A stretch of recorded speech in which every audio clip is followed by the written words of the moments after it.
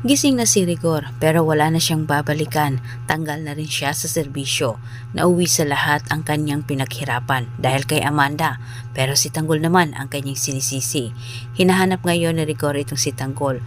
Gusto niya itong gantihan pero ipinagmukha naman ni Mando na walang kinalaman si Tanggol sa pagkakatanggal umano ni Rigor sa serbisyo, sarili nitong kagagawan.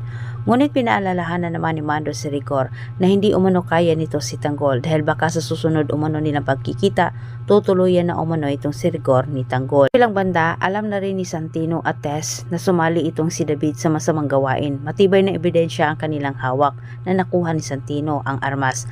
Balak naman ni Marites na kausapin kaagad itong si David para kumprontahin at inutusan din niya itong si Santino na itago umano ang nasabing armas para sa gayon sa pagbalik umano ni David kanya itong ibalik at ipakita.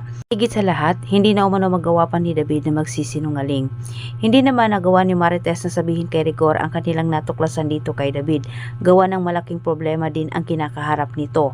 At bilang banda, bigo naman itong si Agosto sa panlalaglag nito kala Tanggol taliwas nangyari sa kanyang inasahan. Nagawa naman nila Tanggol ang maayos ang kanilang napag-usapan ni Agosto. Hindi madali para kala Tanggol ang kanilang ginagawa. Dumaan muna sila sa butas na karayom bago sila nagtagumpay. Samantalang nagkagulatan naman sila Premo at Tanggol sa gitna ng kanilang bakbakan.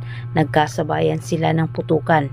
Sa pagharap ng dalawa sila'y nagkaalaman at sinabi naman ni Premo na hindi umano dapat pinagkatiwalaan ni Tanggol itong si Agustos. Dagdag sinabi ni Premo na dapat hindi umano nakipagkasundo itong si Tanggol kay Agustos dahil isa umano itong traidor. Napagkasunduan ng dalawa na sila'y magtulungan para hulihin itong si Agustos at para igantihan. Sinabi naman ni Berting kay Tanggol na sila umano ang tutulong nito para matunton ang lungga ni Ramon dahil may nakuha na umano silang intel patungkol kay Ramon Montenegro.